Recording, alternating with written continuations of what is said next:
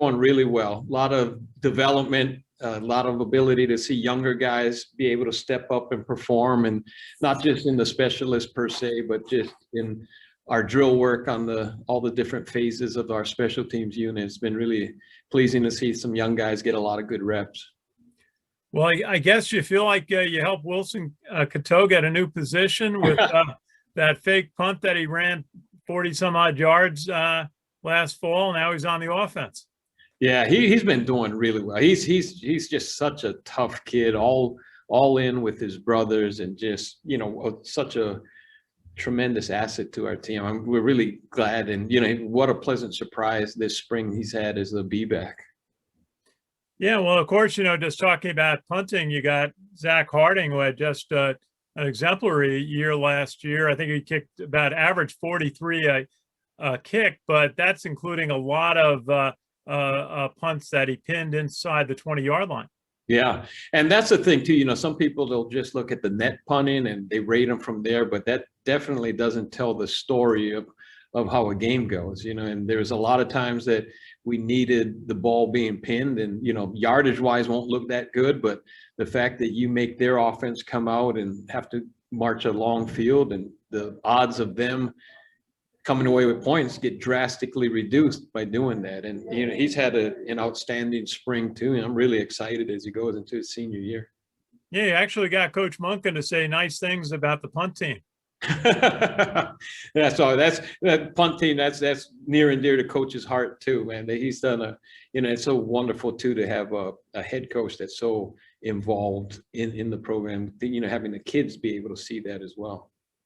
Very good. Well, maybe talk a little bit about the punt return team. Hopefully you return a lot of punts, and you've got some good returners, Tyrell Robinson, AJ Howard, possibly. Tell us about some of the players on the punt return team.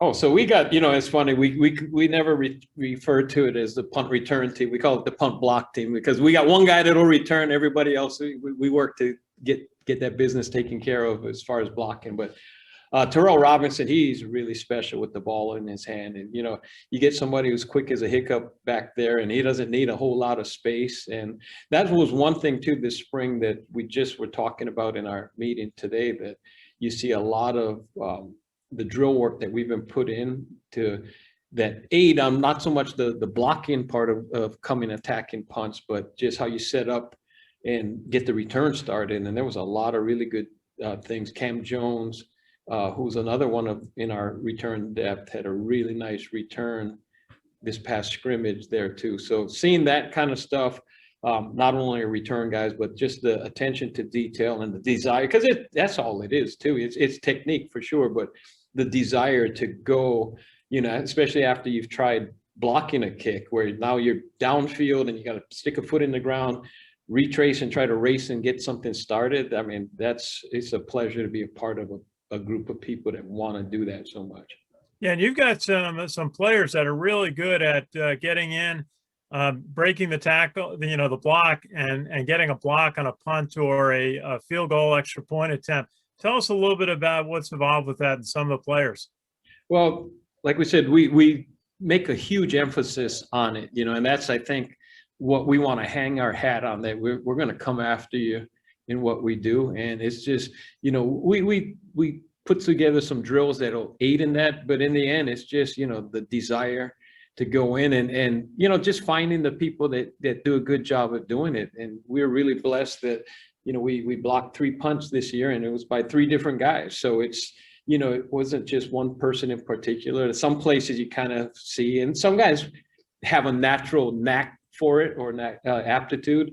But, for our guys, paying close attention to the details on it's so simple in the sense that, you want to get in the best position to get that ball, to react off the snap of the ball, make sure your pad level's low, that you're driving hard. There's a lot of on the want to part of it, but it's very nuanced on some of the things that to actually get there. And then not only do you get there, how to finish and actually block it. Because you'll see a lot of times that, across football in general, guys will get close to, but never get to finish it. So our guys, and because it's so important to them, it's a great thing to be a part of. Certainly. Now, your kickoff team is where you are able to bring some younger players in, give them some on-field opportunities. Obviously, some of your defensive players. But tell us how you put together a kickoff team, some of the players who've stood out in the scrimmages so far. Oh yeah, so this spring is a little different because it's kind of more of a mix and match because we're one of the few teams in the country that actually go live in all phases over there. So it's not per se a first punt versus a first punt block team at the same time because some of the guys are starters on both units. So there's a lot of mixing and matching going on, but going back to your question on the kickoff, it's great to see. You know what's a great part of my job is that for a lot of the kids, in fact, the majority of the kids, you know, in any college program, their first taste of college football will be probably on a special teams unit of some sort, Sure. you know, and, you know, you're looking for, you know, there's obvious athletic attributes that you want to see. You want to see guys that are physical, that can run. But there's a lot of times, like for instance, Markins Pierre, who's one of our slot backs, he has been down on every kick that he's covered this spring. Has been we gauge and make a big point of who's the first guy to the opposite 30-yard line, you know, because that's who you want to be the whole time. And when he's been in on his reps, he's been the first guy to the 30 every single time on his reps. And that's, you know, there's probably by the stopwatch, he's probably not the fastest guy over there, but when he's lining up for a kickoff, I'll tell you what, he finds it in there. And, you know, so you see those kind of things, those intangible things that can, you know, that aren't necessarily measured on paper, and there's that certain grit and toughness that you're looking for a kickoff, you know, cover team. And, you know, you see these guys at certain positions have certain skill sets that you want, but their ability to just run recklessly down. And, you know, it's like everything, you know, that you see how when Tsunami gets playing, when we're about to kick off in the stadium, I mean, the place gets jumping and, you know, guys want to battle to be part of that group of 11 to get out there and start the game off. Absolutely. Yeah, there was always Texas A&M always had a big thing on their kickoff team and getting their fans going. The same in Mike East Stadium. Let's talk a little bit about you know, the long snappers that you have, and both for punting and then for place kicks. Mm-hmm. So we got three guys in camp right now. So we got Ryan Aguilar, we have Pat Sesniak, and Cole McCutcheon. Cole's a freshman, and you know, he's been working hard to just kind of, you know, you come in as a freshman too, and you're introduced to college football. So there's a, you know, growth and physical development that he's been working really hard at. And but for Ryan and Pat, they've been, you know, I've been seeing a lot of really good things that I'm really, you know, we have to replace Kyle O'Connor, who snapped for a ton of games for us over here. And those two, you know, whoever will end up being the snapper, you know, going into the fall, it'll be a highly contested race for sure, because both of them will push each other. They both, you know, pay great attention to detail. You know, that is a very nuanced position too. It's a lot, you know, usually, unfortunately, you only notice the snappers when things go wrong over there, but there's so many things in their operation that have to go exactly right for it to look just like a normal play. Yeah, Coach Monk was telling us the other day about where the long snapper last year used to snap at a target along the fence, I guess, or the goalpost, one spot after another. Hey, I don't want to forget this player, maybe the most forgotten on the team, but you're the person who holds for those kicks, Brooks Hosea. Am I pronouncing it correctly? Brooks Hosea, yeah.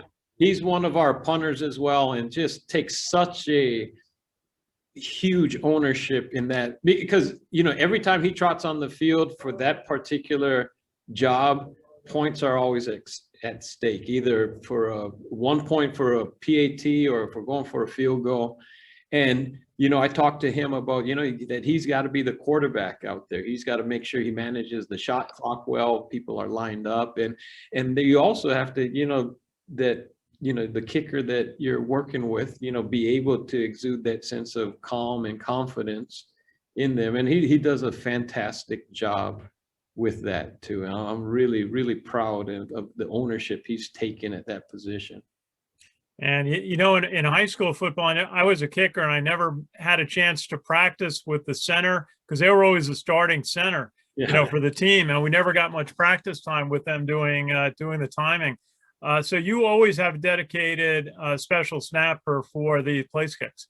Yeah. So we got, and that's the great thing too, that once we're done with our team periods, we'll go off and obviously, you know, the three different groups, the punters, the kickers, and the snappers, you know, everybody's kind of doing something. It's quite the juggling act, but they go and really work hard at their craft, because that's really what it is. It's a craft that they have to do, and it's repetition after repetition, and so many little things can affect it. And one of the things I'm really pleased with is just the mental approach from our specialists. And you know, we work hard at that part of the game, and not just the X's and O's and how they fit into the entire scheme, but you know, more of them understanding who they are, you know, be able to, you know, work through the chaos sometime, and just understanding that every rep they take, you know, isn't influenced by the one that they just took or the one that'll follow. So, you know, to be able to be, you know, more process oriented than outcome oriented, and, you know, their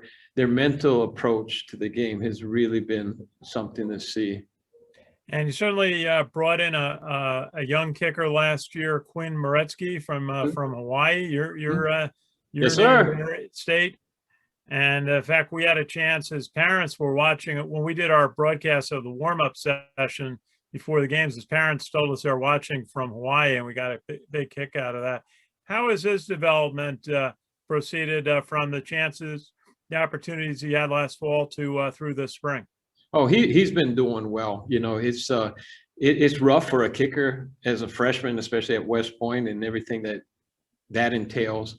But he's handled it well. Like I said, his composure is beyond his years too. So that helps a lot. His ability to focus and really not get fazed by a whole lot of things really helps him. And you know, I also should add too, on top of Quinn, who's had a good spring, Cole Talley, who's, you know, could not play last year, but is back and battling through. He's had a really good spring as well. So really interested to see how that shapes up. And, you know, as we head into fall camp, and, you know, like we said, that's a great thing about, you know, being blessed with the kids in my room, because it's all about what, you know, the greater good for the entire team, for our position group, and that healthy competition that we see, you know, because they're always working to help each other get better. They're fiercely competitive, which is what you see, because iron sharpens iron, but they're also extremely supportive of each other. And that's, you know, it's a blessing to coach a group like that.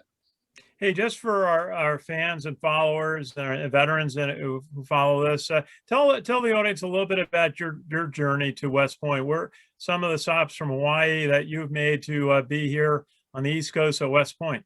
Yeah, well, I took a very unusual route into college football. I was a teacher and a high school coach for a long time. In fact, I was in the Department of Ed for 19 years. And by the grace of God, I got an opportunity with Coach Bunkin, who I'd known back when we were two young guys at the University of Hawaii, and an opportunity to go out with him. It was supposed to just be a sabbatical for 6 months, and that kind of parlayed, you know, that was the fall of 2011, and here we are 10 years later. And, you know, it's just amazing on how things transpire there. And, you know, extremely proud, you know, not only to be a football coach, but at such a prestigious place in America, and the importance that West Point has had for America. And the fact too, you know, like we talked about last time, our youngest son, you know, being in the Army himself, you know, that's an extra source of pride. You know, when I'm talking to young men that I'm recruiting, that it's like, you know, I'm not just recruiting you as a football player. This is what I truly believe in. And, you know, so it's the fact that, you know, when you get to say, you know what, my youngest son's also in the Army right now, I think that lends a little extra credence on, you know, what you're trying to share with them. How is your son doing? Where is he stationed? He's at Fort Rucker down in Alabama. He just passed his E5 board and should be going to NCO course sometime in the summer. So really extremely proud of what he's doing over there. Got himself a little niche on what he's doing, and, you know, it's excited. You know, like I said, we're extremely proud of him. Yeah. Hey, Coach, any final thoughts about players who have stood out on your special team units this spring? Oh, we got, just you talk about outside of the specialist, excuse me, I think Cole Mabry has shown some good things as in when you look at the punt block, kickoff, kick return units over there. Ijan Marshall, Brandon Walters, those guys have done a good job on kick returns, along with, we've held out Terrell Robinson for a little bit. We know what he can do, and getting these other guys coming in. Bo Nicholas Paul has shown some good things out there. Like I mentioned, Markins Pierre, just Austin Hill, who made the transition to the D line. He's shown up on special teams. It's a really, really exciting time because there's a lot of our players that have contributed greatly in special teams for us over the years that'll be coming back as well, to be able to limit their reps. So a lot of these younger guys, and you're looking at depth, and that's one of the things about special teams too. By the end of every season, whether it be injuries or attrition or whatever happened, it's a lot of these younger guys have to step up and take a bigger role. So, it's kind of just that investment in the future, just really banking a lot of reps. And that's the one thing, there's a couple of things you can't coach. You can't coach height and you can't coach experience. They just get that from doing it. So for us being able to do that this spring has been huge, and it'll benefit us tremendously, in the future. Very good, Coach. Always great to talk with you. You've, had such an accomplished career coming from Hawaii, from high school coaching, and now coaching special teams and at West Point on a team that just won the Commander-in-Chief Trophy and the Lambert Trophy. Mm-hmm. I remember growing up with a big deal the Lambert Trophy was. It seemed like Penn State won it every year. Yeah, it's a testament to these kids that, just how bought in, the culture that has been set here. And it's everything, top down. Coach Monken's done such a great job of, teaching these kids, there's a standard that you never lower. And, you see on their shirts that, high expectations cannot survive low standards. And that's, and that's the great thing about this is what they're learning here and what they learn at the academy will just transcend everything they do in life, from, whether their jobs, their Army careers, their relationships, all that stuff. It's I can't say enough how wonderful it is to just be a part of that. Okay, Coach, good to see you tonight. And I wish I could say we'd see you at the spring game, but we'll look forward to seeing you in person later this year. Yeah, hopefully with everything going down, we can get back to how it was, and that'll be awesome. Get Mikey pumping up again.